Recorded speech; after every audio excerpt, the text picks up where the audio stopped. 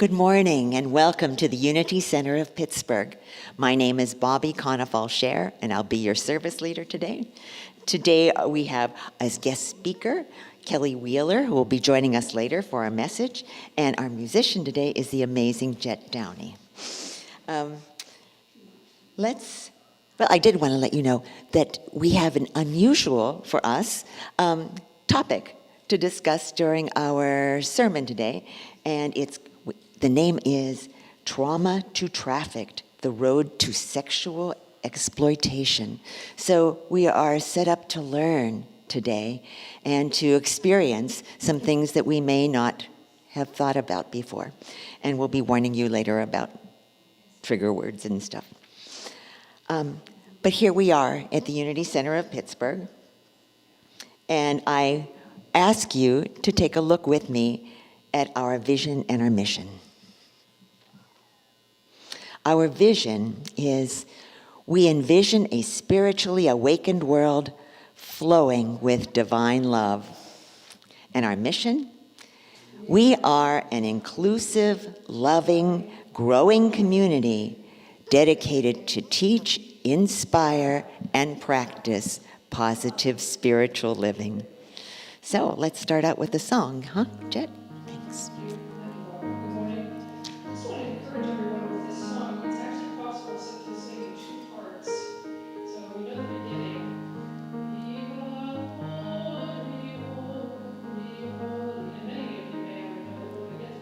Some people could continue to sing that part so that we're singing in kind of two overlapping parts. So maybe give it a try if you'd like to do that. So we'll just start at the beginning.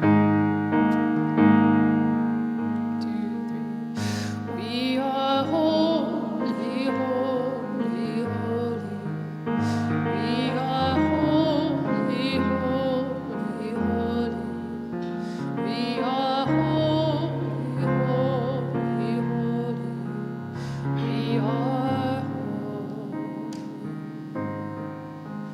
We are Holy Spirit divine. We are holy. Come to me.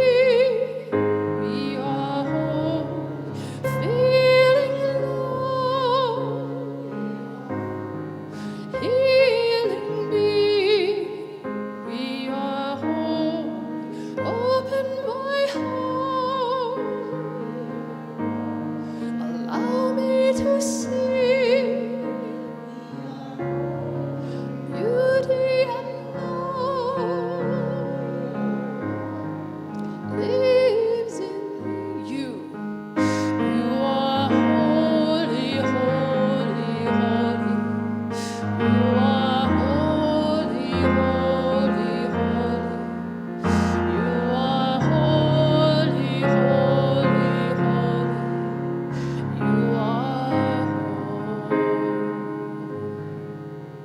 You are Holy Spirit divine. Come to me,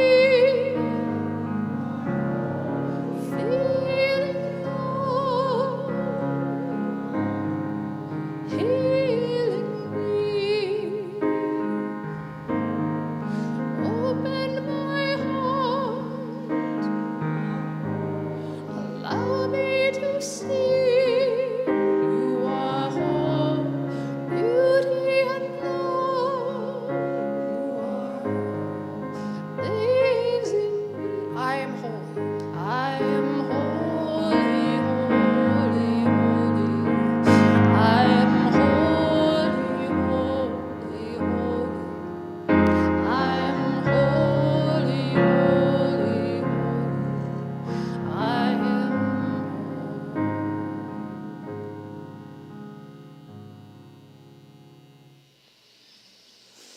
Thank you. Each week, no, not yet. Put that down. Let's start our time together with prayer. Oh, loving Spirit, in the outside and inside, as evidenced by those amazing dogwood trees and the tulips and everything that is in my life that I get to see and experience, as well as the amazing feelings inside, the complex relationships I'm capable of, the love that I get to share. For we see and we know that God is both within and without. And we seek to align ourselves with that amazing power that is around us, that is through us, and that in fact we can activate to promote more and more good in our lives and in the world. That's why we're here. That's why we're here in this place today together. And that's why we exist. And for that we are so grateful. Amen. And now it's time to light our Christ candle. This, a simple candle. Perhaps you do one of these at home as well. But we light it here to remind ourselves and to maybe set up a habit that when you light a candle, maybe you're remembering that I am good and I am whole and I am part of all that is. The Christ presence within.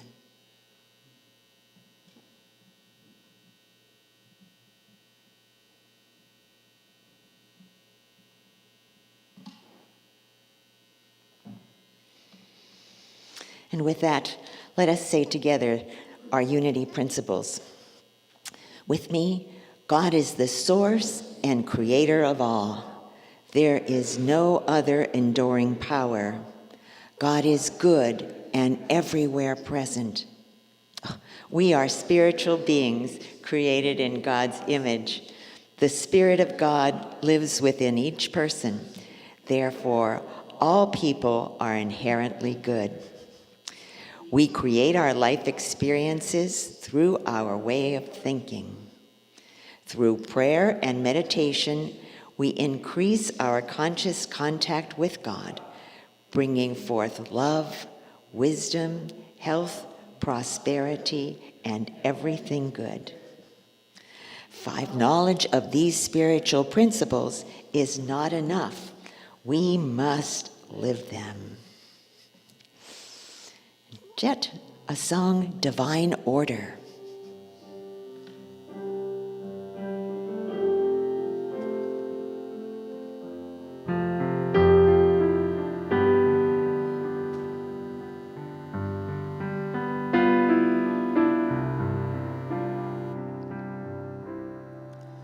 Let there be less of me.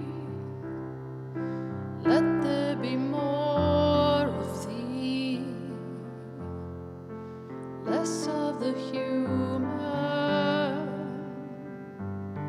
more of the divine. Less that belongs to me, more that is thine. More of God's nature, and less that is mine. Please sing with me, sing with me. Order and harmony now are in place. Where there is harmony, discord will cease. Where there is harmony, there will be peace. Not personality, individuality. More of the Christ self shining through me. Teach me humility.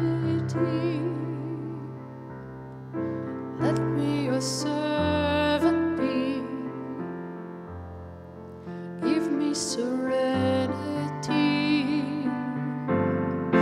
helpless and free, order and harmony.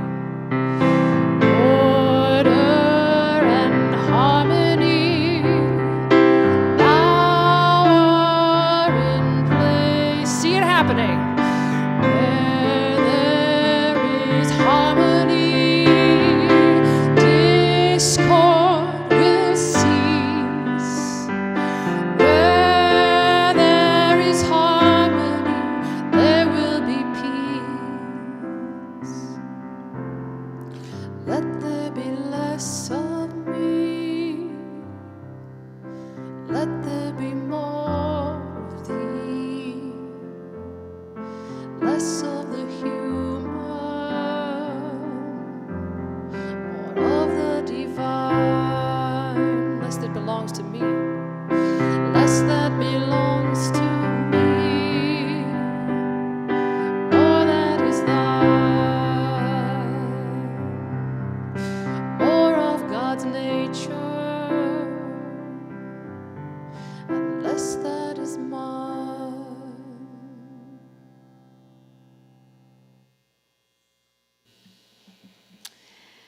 And now I'd like to read the daily word for Sunday, April 28th, 2024.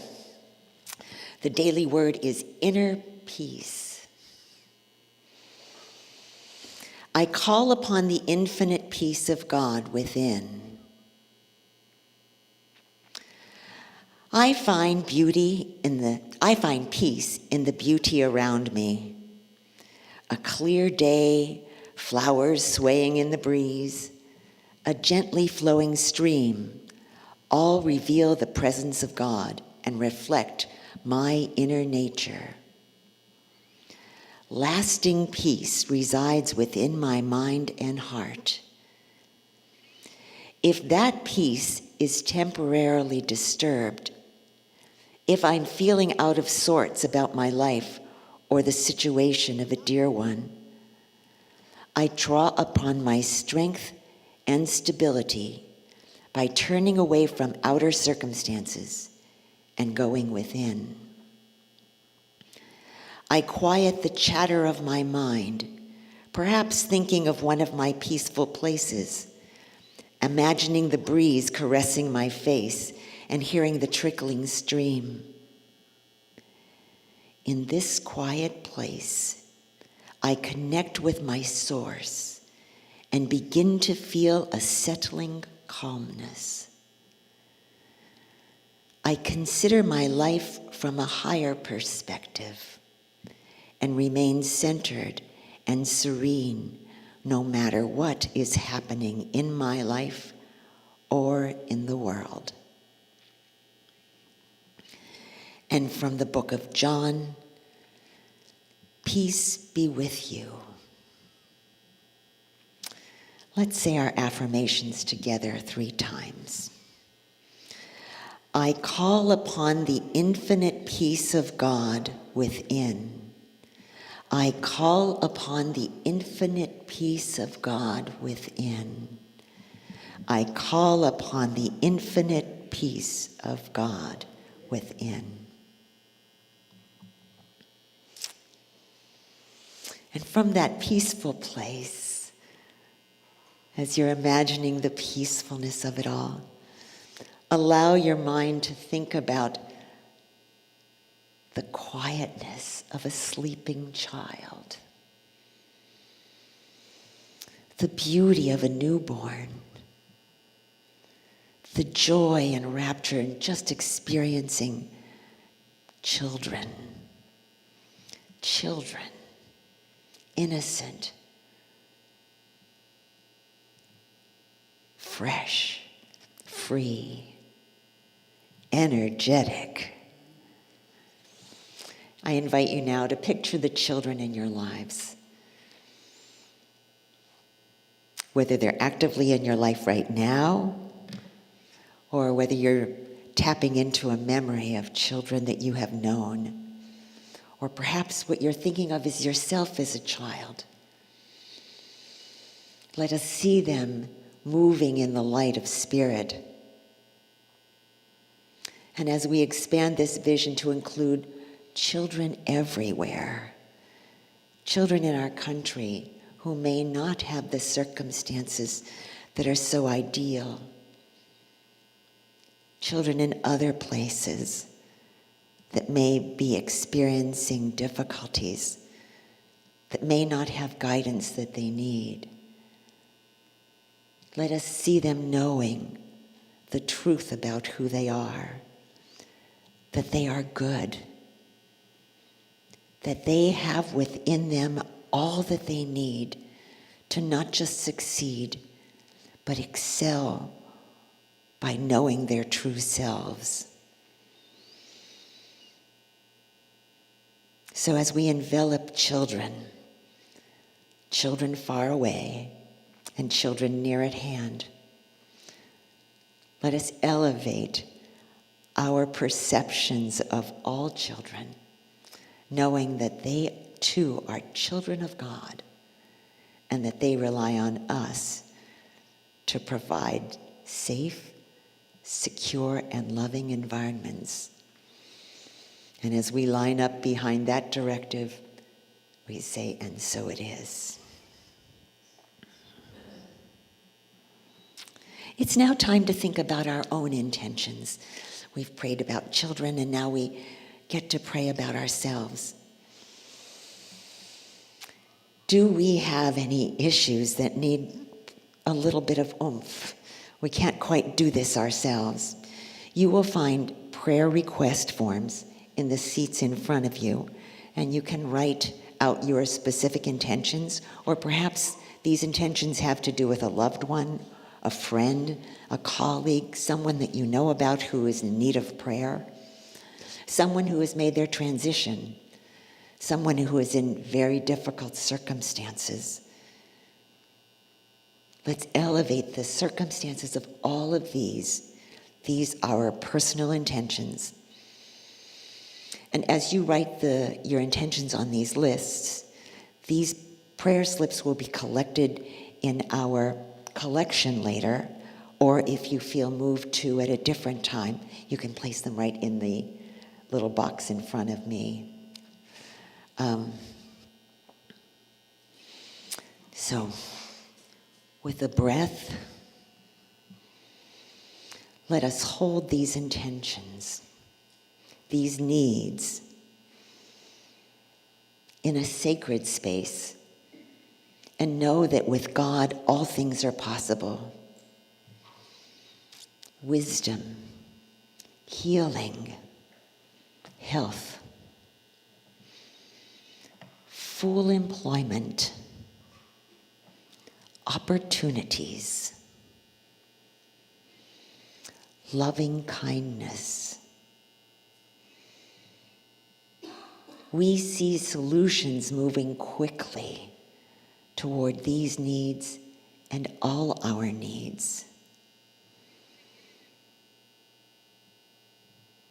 We are so grateful that we are in a position to know that prayer works, that we are not a cynical group that says, well, what can you do? Because we know we can pray about the things that we feel are bigger than our mere mortality selves. So as you envelop these intentions and those of your deepest yearnings in your own hearts, let's place them in our sacred place and see them becoming fulfilled, for all things move together toward good for those who love and seek the Lord. And so it is.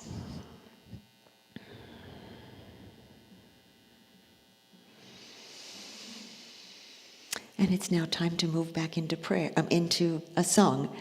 Jet, this is something kind of special. Would you care to introduce it? Thank you. Thanks, Bobbi. This is special for this congregation. This is our adopted version of the Lord's Prayer, which actually comes from New Zealand.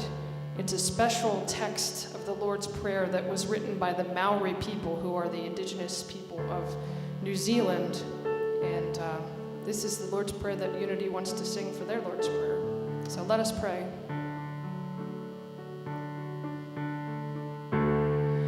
Eternal Spirit, Earth Maker, Pain Bearer, Life Giver, Source of all that is and that shall be. And just try to sing with me.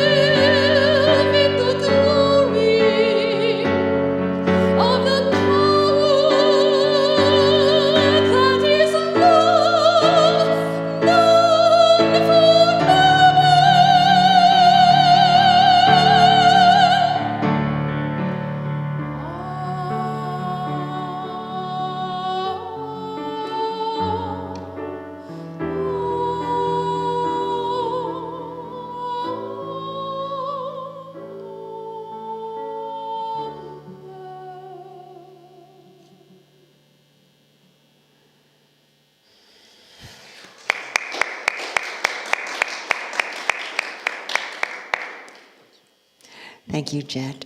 Only you can do that the way you do it. Wow. To think about gifts, you know?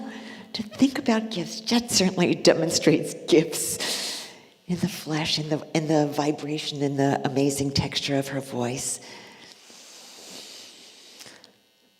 Let us take that thought into meditation, for we each have gifts.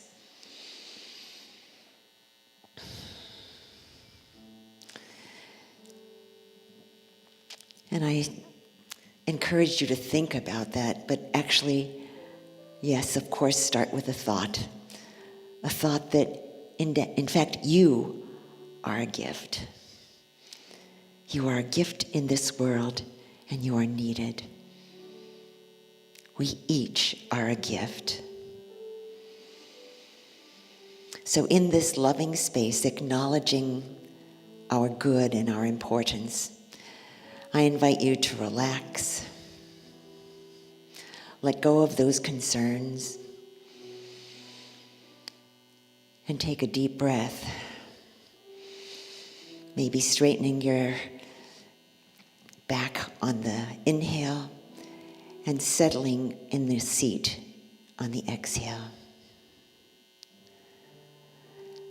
letting your feet really feel the floor. Mother Earth supporting us.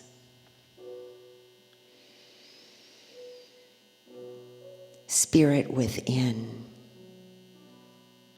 breathing with us, residing in us.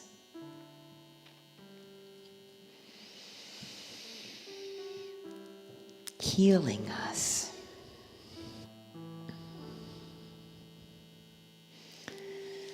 Our refuge in the face of any worldly condition.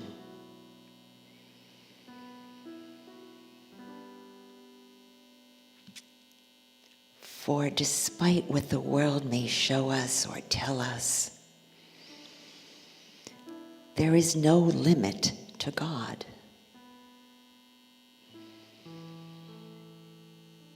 So we listen to that still small voice within and feel guided along our healing journey.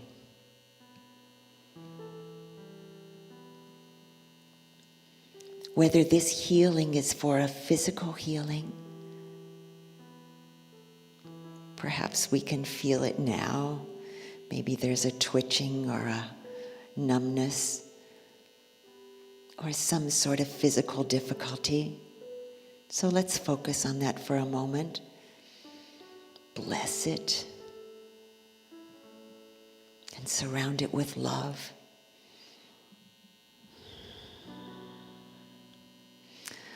Or whether it's a concern of a more worldly nature or a situation in someone's life.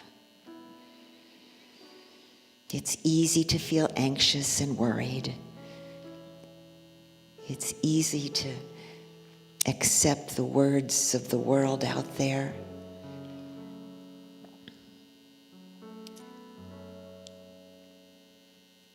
But in unity, we train ourselves to go within, to call forth the power of the Christ within, to become realigned with the real stuff of who we are, with our Christ self, our true nature.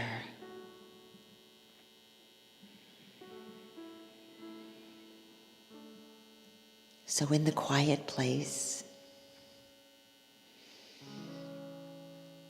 I invite you to enjoy the silence.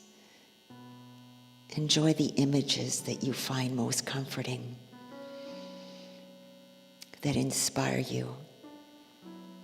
And if no images come to mind, perhaps just watch the breath.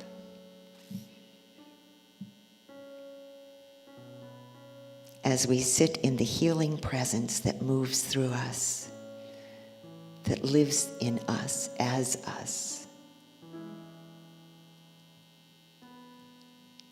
In the silence now for a moment.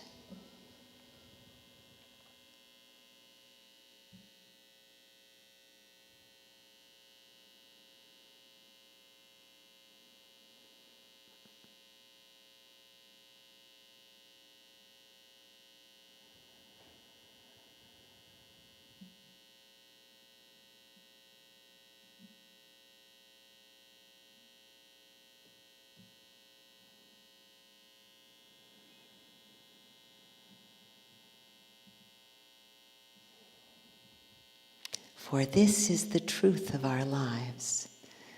This is the truth of our being. We live in the love and in the life inspired by the God of our lives. This amazing thing we call God, also called love, also called spirit.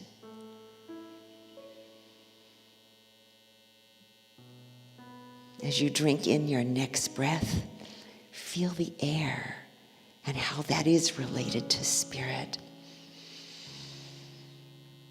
And know that each and every cell, each and every thought is energized by the good of spirit, by its perfection.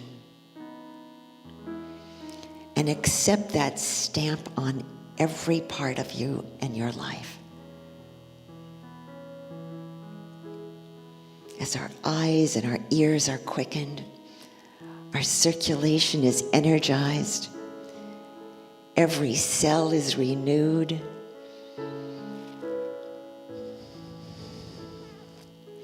So that we are tickled from the inside with our own aliveness and brought to this place where we've been placed to do wondrous things that only we can do.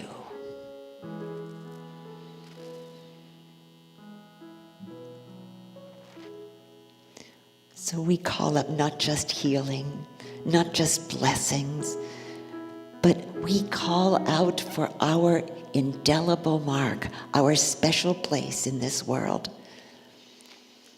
Lord, let it be. Let me be who I'm meant to be. Energized, quickened, alive, purposeful.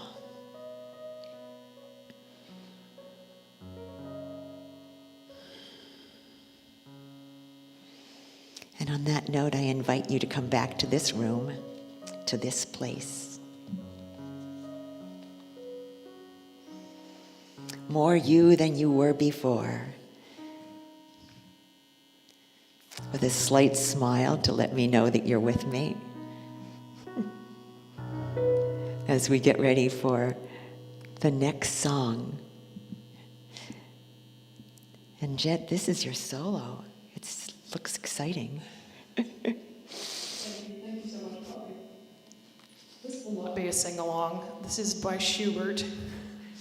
Not that you couldn't sing Schubert, I would not put it past this congregation.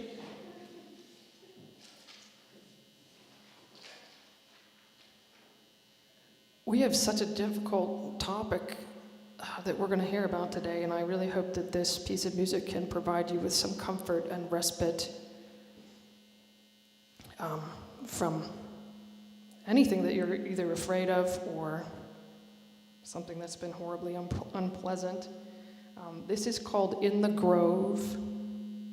I'll read you the translation of the poem. It's in German, but the English translation is: Rays of sunlight shine through the fir trees. As they fall, they remove all grief, and in our hearts only peace abides. Mild breezes murmur quietly, and amid the rustling, delicate scents float down from the bough and breathe over the whole landscape. If only dark trees riddled with sunshine at the green forest edges would bloom and gleam around us, obliterating every trace of pain.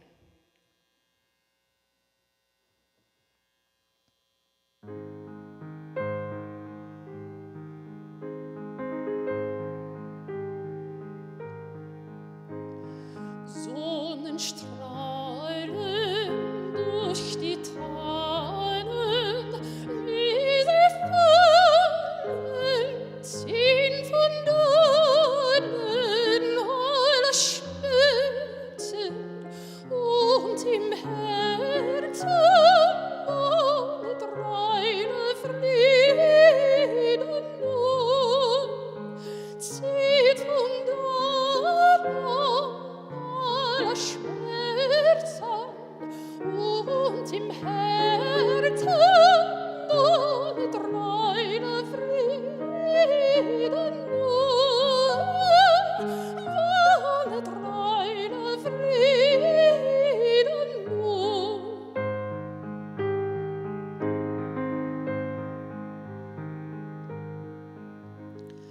Stilles Sausen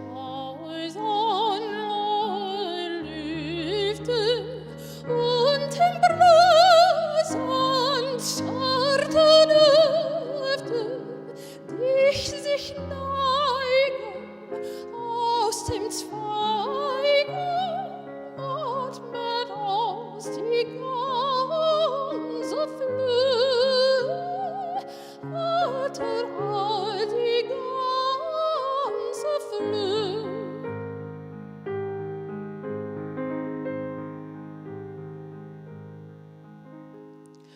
Wenn nur immer dunkle Bäume, Sonnenschimmer, grünen Säume, uns umblühten und umglühten, tilgen alle Qualen Spur. Grüne Säume, uns umblühten und umglühten, tilgen alle Qualen Spur, tilgen alle Qualen Spur.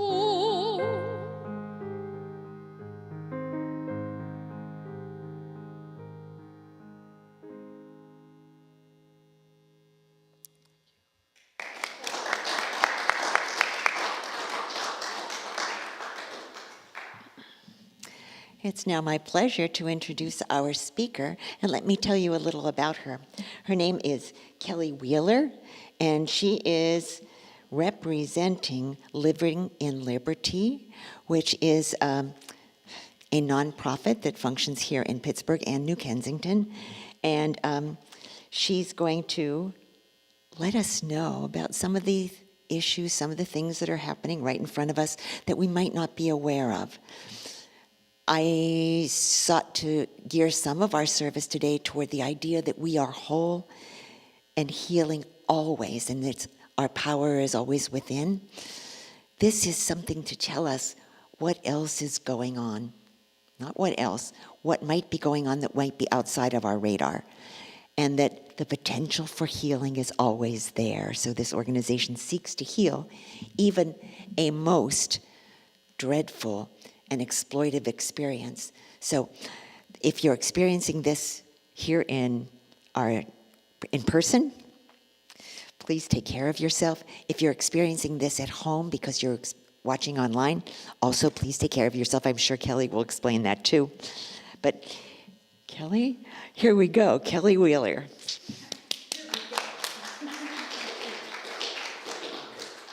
Thank you. Thank you for having me today. So my name is Kellee Wheeler. I think we already covered that, but there it is again. I am from Living in Liberty. Can you hear me? Okay. I'm from Living in Liberty, and we'll get into that in a minute. But at any rate, the title to this is called Trauma to Trafficked. We're going to talk a little bit about sexual exploitation, a little bit about how this actually comes about and what is happening right here in our city. Next slide. Did it work? Yeah, okay. I never had to do the next slide thing, so this is new for me. But at any rate, if you have any sort of, if you are feeling triggered, if you are feeling like this information is too heavy, please, please, please take a moment. Excuse yourself, do what you need to do. I'm not here to scare you. I'm not here to force anything. But what we want to do is make sure things are known and give you tools and resources to actually, pinpoint this in your own life and, in the circles that you are in. Next slide. So that's my disclaimer. Okay, so let's get into this. So when we actually talk about human trafficking, we have to start with a definition. We have to know where our boundaries are and how we are defining it in order to do anything about it. So we do that by using the A&P model. The A&P model is action means purpose. So there has to be some sort of action, there has to be some sort of means, and then there has to be a purpose within the action and means for it to be considered human trafficking. For example, the action can be a recruiting, it can be a harboring, a transportation situation, and then the means is for force, fraud, or coercion in order to sex traffic or labor traffic someone. Next slide. So that's how we define it, and then we have to actually look at who is a trafficker. So first of all, anyone can be a trafficker. They can operate alone. They can operate as a part of a criminal organization. 64% of traffickers are actually citizens of the country that they operate in. So please keep in mind when we're talking about trafficking in the United States, we are talking about U.S. citizens trafficking U.S. citizens for the most part. So keep that in mind. 72% of traffickers are male, but please keep in mind there's a very, very big chunk of that are female. They're actually going out and grooming, potential people for this. Women are used in a really, really specific way in a trafficking situation, not just as victims. So that's kind of one of those things that people don't really understand that. And also, this is probably the most alarming thing to me is 91% of people that are trafficked actually know their trafficker. Only about 9% are strangers to their victim. How many of you have ever seen the movie Taken? Do you guys remember that movie? It's with Liam Neeson, but at any rate. And that was it was a picture of trafficking that definitely happens. I'm not saying that doesn't happen, but that's a very, very small percentage. People are not, snatching kids off the side of the road for this purpose. I mean, they are, but it's a very, very small percentage. In fact, it accounts for about 3%. The rest of these victims are being groomed, they're being boyfriended, they're being just friended, and we'll get into some of that in a little bit here. Next slide. All right. So we're going to talk a little bit about how humans are exploited. They're exploited through forced labor, commercial sexual exploitation. It can be forced marriage, and it also can be trafficking for other purposes as well. For the purpose of this conversation, I really don't go into labor trafficking very much, because living in Liberty itself and what we're dealing with in Pittsburgh specifically really goes into the sexual side of this. So we kind of, we touch a little bit on the labor side, but it accounts for a big portion of trafficking victims in the United States. In fact, if we are talking about people who bring folks over from other countries, it's more on the side of labor trafficking than the sex trafficking. And keep in mind, a person can come over from overseas unknowingly in a really bad situation where they're working excessively and things like that, being paid next to nothing, but their working conditions could still be better. And they don't even understand at that point that they're even being trafficked or used and abused and things like that. Next slide.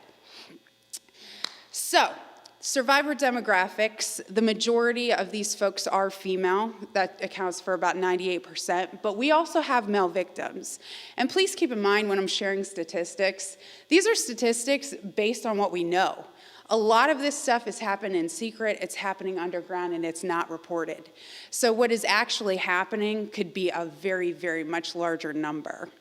The average age of entry is between 12 to 17 years old. That's when a trafficker will target an individual. In fact, many people are thinking that that's more like 9 or 10 years old rather than 12, but it's kind of skewed at the moment. And anyone who is prostituted in this kind of area is 200 times more likely to commit suicide, be a victim of homicide, or die of a drug overdose. Next slide. Okay, so what I want to actually go into, since this is entitled Trauma to Traffic, I actually want to talk to you. Can you go previous slide, please? We're going to actually go over an actual story of Tony. This is Tony McKinley's story, and for the sake of our women, I don't actually talk about a story that is personal. I don't know where we are as far as slides go, so I'll just talk about Tony for a minute here. So Tony is actually, her name's Tony McKinley. She's on podcasts. She has a TED Talk. Her story is very well known and it's out there. So I like to actually pull in a story like that rather than talk about somebody who is, within our bounds and has a very personal, vulnerable kind of situation. But Tony was actually, she was trafficked for the first time when she was 14 years old. And what I wanted to tell you guys is the cycle of trauma can really relate to trafficking in a really, really big way. And what happened to Tony is she actually started This whole thing started because her family did not want her. Her parents told her outright all the time, "We never wanted you." Literally said that sentence over and over and over. And of course, like any girl, she's looking for love and acceptance somewhere, okay? And of course, if she can't find it at home, she's gonna find it somewhere. She is going to find it somewhere. So she goes through her life feeling like she's unheard, not valuable, not loved, and vulnerable. That's the number one target of a trafficker, is someone who's vulnerable. How many of you are vulnerable? Anybody here have a dog? That makes you vulnerable. Do you know that? It does. That is a tool and a weapon that a trafficker could potentially use against their victim. And as crazy as that sounds, that actually has happened. So at any rate, it's a threat. You know, they can use it as a threat against you. So at any rate, so Tony, I believe we need the next slide, if that's okay. Yeah, there we go. Okay. So Tony had a really, really rough and really bad home life from the start. All the things that were told to her just kind of cemented in her head. And she did what any kid would do at 14 years of age who feels like they're not wanted. She ran away. If you actually listen to police officers that work in this space, if they are new to dealing with trauma victims and things like that, runaways are, typically speaking, not doing that just to be a menace to society. Typically, they're running away from something. And it takes law enforcement some time to get that message sometimes. But at any rate, she ran away. She was picked up and trafficked for the first time when she was 14 years old. 14. I was still playing with Barbies when I was 14. I mean, can you imagine? At any rate, this also started the cycle, okay? The cycle started, back in her home life, but this really started amplifying her problems, her issues, things like that. And then a year into that, she was actually picked up by law enforcement and she was put in group homes. Her family simply did not want her. So she goes to group home after group home, and guess what? More vulnerability, more nobody's hearing me, more nobody loves me, nobody wants me. At any rate, so she runs away again, okay? And this, once again, this cycle is just continuing. Things are getting worse, and she starts with the alcohol at this point as well. She started abusing alcohol, which is very, very common in these spaces. And then she met her actual full-on trafficker, which she had a few before this. But her trafficker was actually somebody who took in teenagers who did not have homes. And believe it or not, he was a cop. He was a local law enforcement officer, and he started selling her, telling her that you need food, you need shelter, you need money. I will provide all of that, but this is what you're doing for me. She was in that cycle for a few years. Next slide, please. And then her friend, this was back in the 90s. They didn't have cell phones at that point. I didn't have a cell phone in the 90s either, just to clarify. But at any rate, so she was actually found by a friend who was looking for her. He could not find her for a year or two. He was looking for her. He finally did. And she said that at that point, she was so far ingrained into this whole situation. There's even a really interesting story because she was constantly getting picked up by the cops and stuff. Well, this cop that was housing her and trafficking her actually told her that they had a warrant out for her arrest. Never did. That didn't even happen. That wasn't even a thing. He just ended up making up all these lies that she ended up believing, and she literally was held in that home for years thinking that all this stuff was happening and just doing what he said in order to evade all of it. But at any rate, so she was found by a friend. She comes out of being trafficked, and this is the happy part of her story. She ended up going back to school, and here's another part of this story that was really alarming to me, is that she was pushed through grade after grade after grade. She said she was drunk most of her high school career and didn't learn anything. She said that she cheated off tests. She walked away with a diploma and literally had no sort of education in her background. But she was determined to do something, so she did it. She found a way to get grants and money. She ended up going to college. She said it took her 7 years to graduate with a 4-year degree because she had no She didn't have a background that she could build off of, so she had to start from scratch.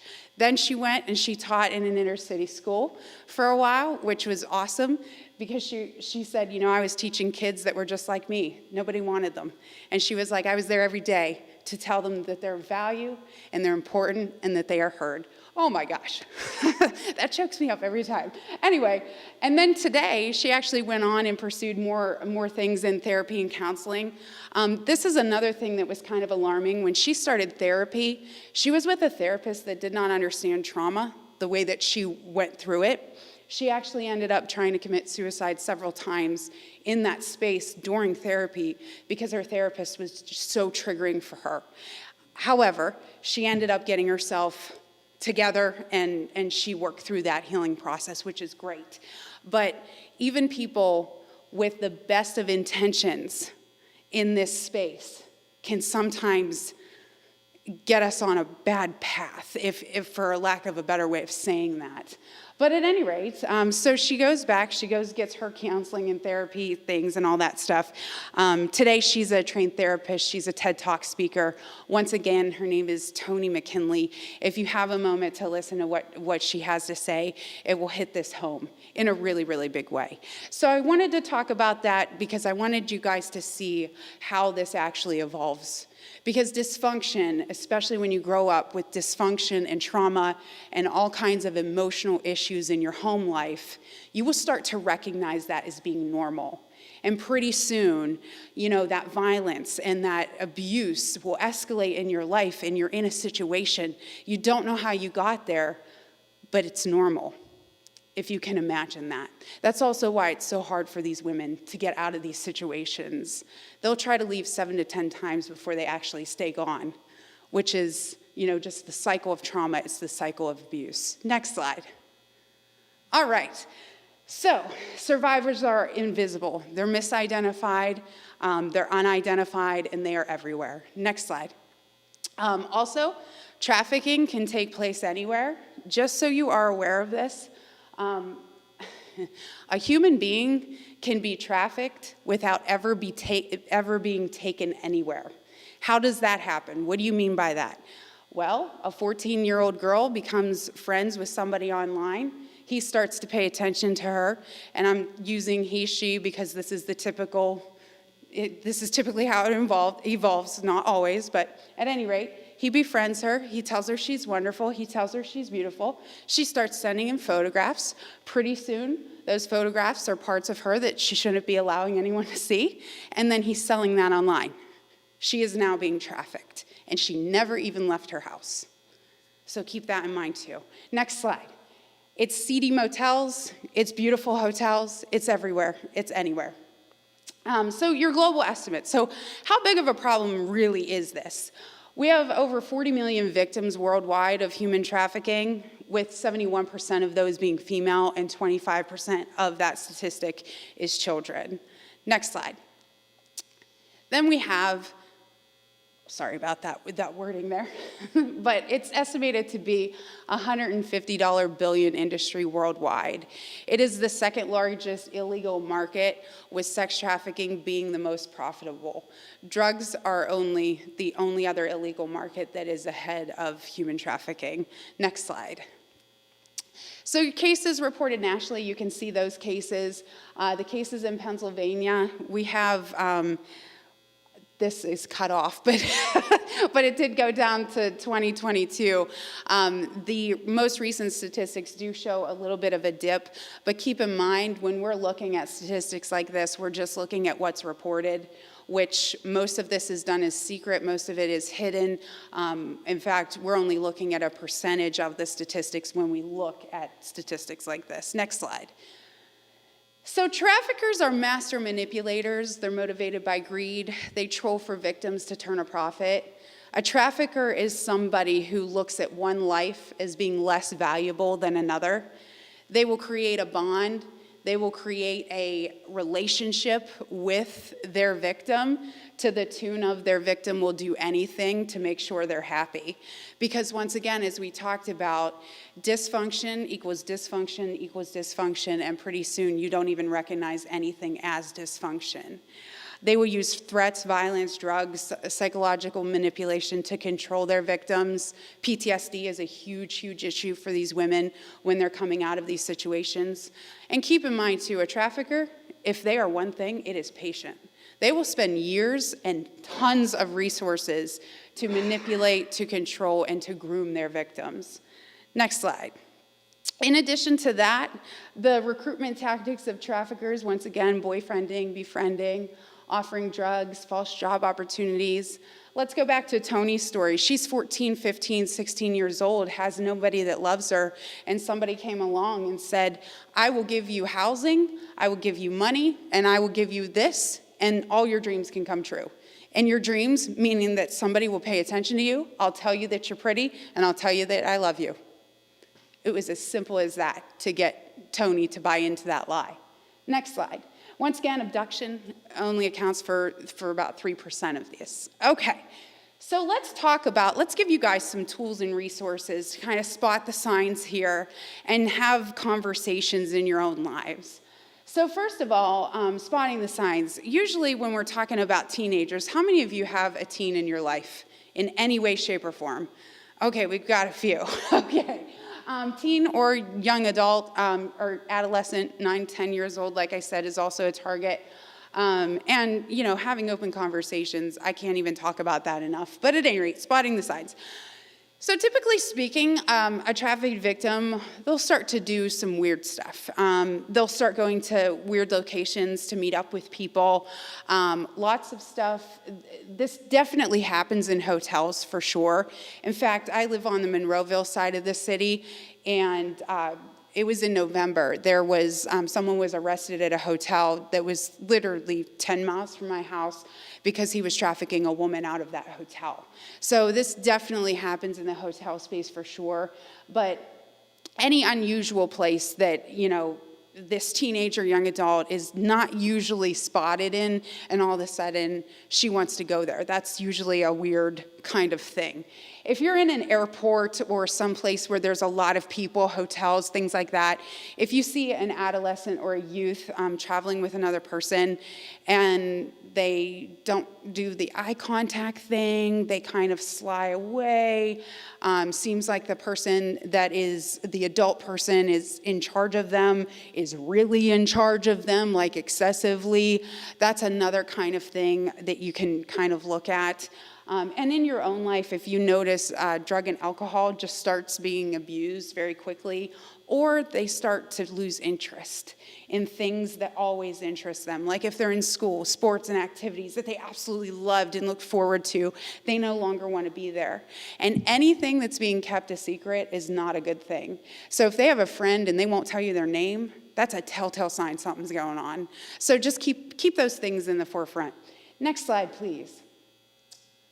So also hanging out with older people, that's another one. This is a really, really big one, and I almost don't know a scenario where something dangerous isn't happening. If you have a young person that has 2 phones and you do not know where this second phone came from, and they won't tell you, that's definitely kind of something that might be off. Also, expensive gifts. Traffickers love, love, love to just rain down the presents. So just be aware of that too. And they're usually pretty expensive. They're nice stuff. I mean, it's not your Walmart shoes, I'll tell you that. It's really, really nice top of the line stuff. And I think we went over most of that other stuff. Next slide. And of course, if you feel that you have somebody in your life that needs attention or something needs reported, I always say to go to the National Human Trafficking Hotline. Now, trafficking is the same thing as being a mandated reporter. You're not an investigator, you're not a police officer. Your sole responsibility and job is literally to report what you see, and that's it. And then move on. You cannot do anything else. Allow the authorities to come in and do what they're supposed to do. Next slide. So, if we were able to arrest every pimp or trafficker, if we were able to rescue every victim, if we did all this but left demand unchecked, this market would still continue to operate. Next slide. So, let's talk about the hopeful side of this, shall we? Have I depressed you all enough yet? Okay. All right, so Living in Liberty. So we are an organization, primarily we do work in the space of Allegheny County. We have an undisclosed location in Allegheny County for our safe house. We can house up to 3 women at a time. They come for 12 to 18 months for full-on rehabilitation, aside from the drugs and the alcohol thing. We are not equipped to do that side of the rehab and the rehab. Anyway, so we do the life building, we do the life rehabilitation side of this. So imagine this. You're coming out of that situation, you no longer have a passport, you no longer have a driver's license, and who knows where your birth certificate is. Has anyone lost any of those documents before? I did. It was awful to prove who I was. Like, it was awful. And a lot of these women are so, like, once again, PTSD and throwing obstacles in their way. It's very, very difficult for them to just, go over the obstacle to get what is needed. It just becomes, well, I'm better off just being in my situation. At least I didn't have to worry about this. So what we do is we take their hand and we walk right beside them and we drive them where they need to go and we sit there with them for the hours at the DMV or whatever it is, and we get them every point of the way through. And when they come out of our center and when they come out of our safe house, hopefully they'll have an idea of what they want to do with their lives. Somebody has taken away their identity at some point. So even piecing that back together requires a whole lot of help. And that's what we're there for. In addition to that, next slide, we also, we provide them, this is also a free program, once again, 12 to 18 months in the safe home. And they also can get job skills training and things like that. And I'll tell you a little bit about that in a moment. But in addition, Living in Liberty also has street outreach. We have drop-in centers. We have a few outreaches in Pittsburgh. We actually work with the women that are on the streets, whether they want to come and have a different life or not. We will provide them with a shower if they want that. We have washing and drying machines so they can wash their clothes. We provide hot meals, a hug. I mean, you'd be amazed at how just small acts like that can make all the difference to a woman who does not understand that, people are there sometimes to just be kind. And that goes such a long way. But at any rate, we also have drop-in centers. New Kensington was mentioned. That's another one of our drop-in centers as well. And then we do awareness and prevention. Yours truly here is in charge of awareness and prevention. So this is what I do. I go out and speak to anyone who will listen, anyone who wants to have me. Middle schools and high school are the best audience for this. If we can get this at the forefront of the thought process, we can start to make a dent into what is happening. And I assure you, keeping quiet about things like this only makes the issue fester and get bigger, because these traffickers and this situation relies on you being scared to talk about it. So yeah, at any rate, that was another little plug there. But anyway, and then we also have the Repurposed store. Next slide, please. So Repurposed is our store that we have it's on McKnight Road. It is a secondhand store that we take donations for. And what we do with those donations is, of course, it's a regular retail store, so anyone can come in and purchase the product, and you can, of course, donate there as well. But our survivors actually have an opportunity to learn job skills at that store as well, which it's really hard, especially if you're coming out of a trafficking situation. A lot of times you have a record. It's very, very difficult for them to find employment as well. So the Repurposed store, we actually help in that space too. In addition, we do, basically the Repurposed store is the driver for us financially, as well as donations, of course, as well. But at any rate, but yeah, if you're on McKnight Road and you need to do a little shopping, come and check it out. It's a really cool place. It has 2 floors. Don't forget to go to the top floor. That's where all the clothing is. And my gosh, there's a lot, a lot. Okay, next slide, please. And then, of course, you can always stay in touch with us. Livinginliberty.org is our website. I'm going to give you folks that are here in person a flyer, a brochure, so you have that. In addition to that, we're on Facebook, we're on Twitter, and we just started a YouTube channel. My goodness, there is so much good information on there. When I say so much good information, I'm talking like 4 videos. It's brand new. But we would love for you to like, subscribe, do all the things on our YouTube channel. We can use as much of an audience in that space as possible. Next slide, please. And then, of course, you have learning resources, too. If you want to learn more about this topic, here's the best thing you can do. Do a Google search. Mr. Google is good for everything, I think. But at any rate, there is a ton of different resources out there. And just so you guys are aware, Pittsburgh alone, I know of, I think it's 5 or 7 organizations that work in this space, other than Living in Liberty. So when we talk about this, this huge thing, there are a lot of people right in your backyard that are trying to do something about it. So that's so good to hear. Next slide, please. All right, and then what can we do? The first thing on here is enhance your own knowledge about the issue. I just want to tell you all that you did that today. So check mark that one. So you guys are already ahead of the game. And then, of course, sharing what you have learned. I do not love to do these presentations without saying this to adults. Be an advocate for any kid that you come across in your life, especially if you have kids, if you have grandkids, anything like that. Let them come to you and say the weirdest things ever, okay?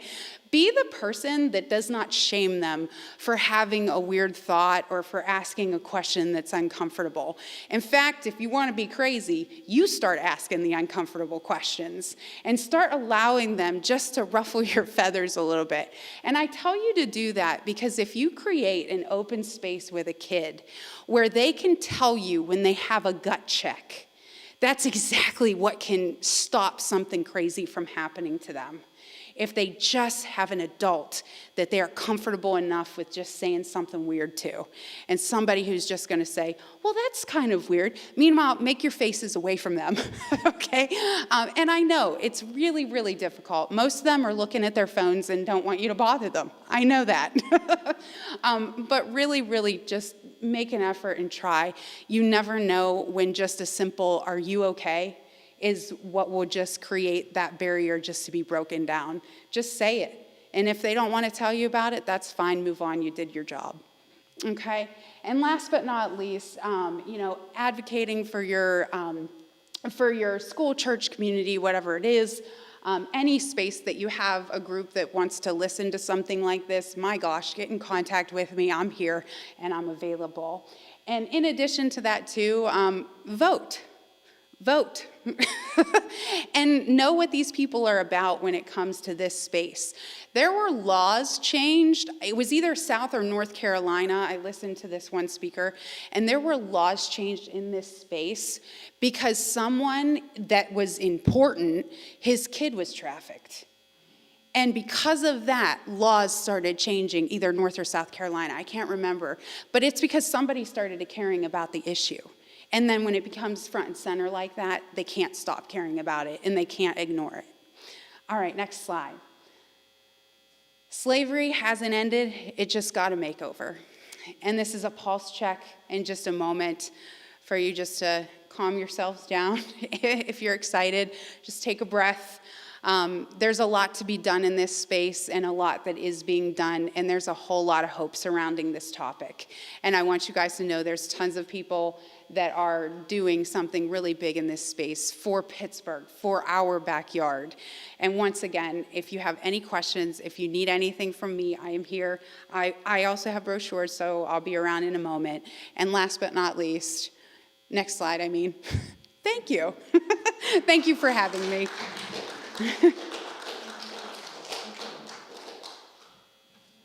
Wow. I invite you to breathe. I know I needed to remind myself to breathe. Oh my goodness. Yeah, some of that information just took my breath away. Took my breath right away. And I felt myself breathing shallowly. So take a deep breath and please know that you are in a safe place right now. This is for information and for you to open your hearts to loving every person you see. Don't have any idea how this will affect or be an important part of your lives, but we were able to bring it to you. So thank you so much, Kellee.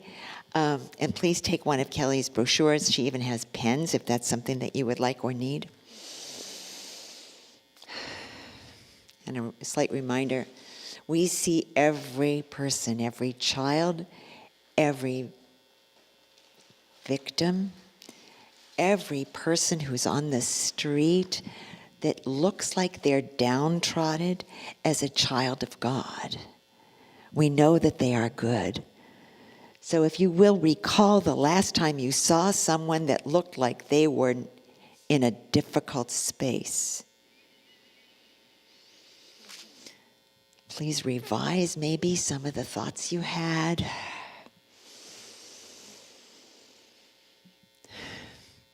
And as we pray that we are in the right place at the right time with the right information. So it is. So now we are to that place in our service where we have an opportunity to participate in this world.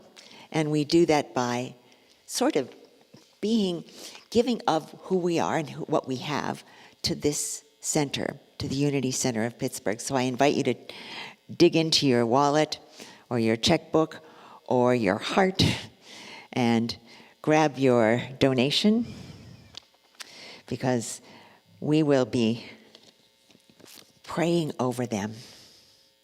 And we thank you for making our ministry part of your life. And we encourage you, if you're watching online, to be giving to this ministry as well.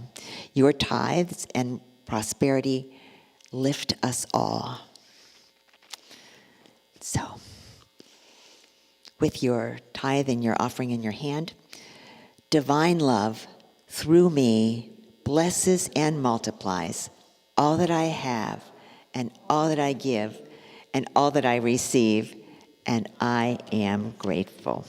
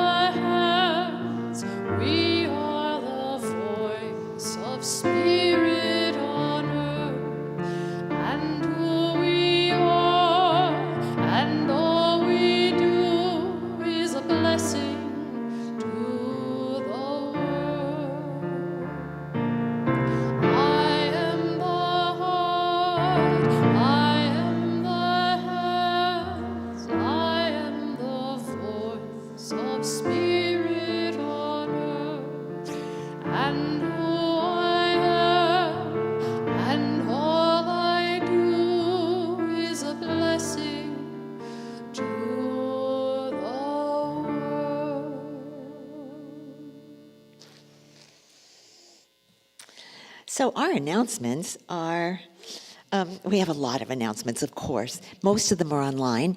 They're all online, I'm sorry. But I want to remind you that you can take a look at our website. But 3 things. Today, especially if you're a newcomer, right after the service, we're offering an introduction to Unity. And that will take place from 12 o'clock till 1:30. So if you're interested in knowing what Unity is, and as I look at the faces here today, I can see that that's probably not the case, but it's something we offer monthly, usually the last Sunday of the month. However, it's the last Sunday of next month also. Yes. And also coming up on Saturday, May 4th, we have a concert with our own Ronnie Weiss and her group called the 1 O'Clock Mondays, and they are giving us a concert from 7 to 9 right here at the center. There's a fee. We're asking for a $20 donation, but they have been called fabulous. I'm seeing nods. Yes, They're great. They're enthusiastic wonderful. nods here in the center. People who have gone to this concert before said, wow, it was so much fun. It was so good, and certainly for a great cause. So I believe the group is offering the church all the proceeds to this concert, so please come. I think it would be a lovely thing to do for yourself and to share with the group that's coming. It'd be great.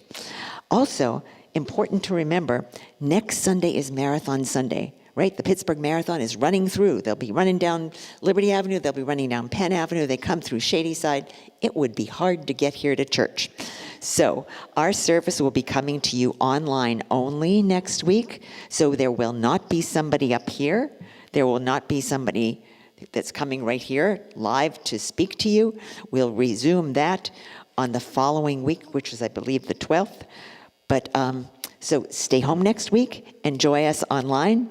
Go cheer for somebody who you know is running in the marathon, and then tune in to the Unity Center of Pittsburgh at the little when you get your emails about it, click where it says, click here for live service, listen live. So everything else is online, so I invite you to stand and let's sing our peace song.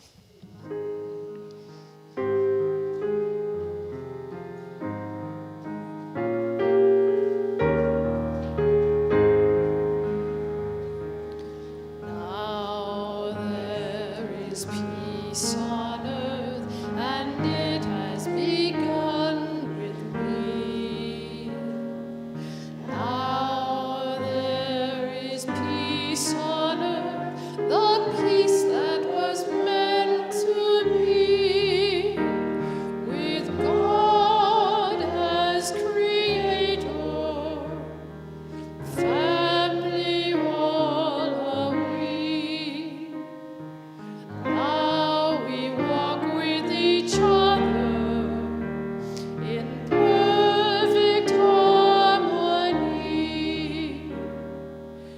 Peace has begun with me, and this is the moment now. With every breath I take, let this be my joyous vow, to take each moment and live each moment in peace eternally. Now there is peace on earth, and it has begun with me. The light of God surrounds us. I am light. The love of God enfolds me. I am love. The power of God protects me. I am power. The presence of God watches over me. I am presence. Wherever I am, God is, and all is well. And so it is. So take a look at somebody next to you and start talking.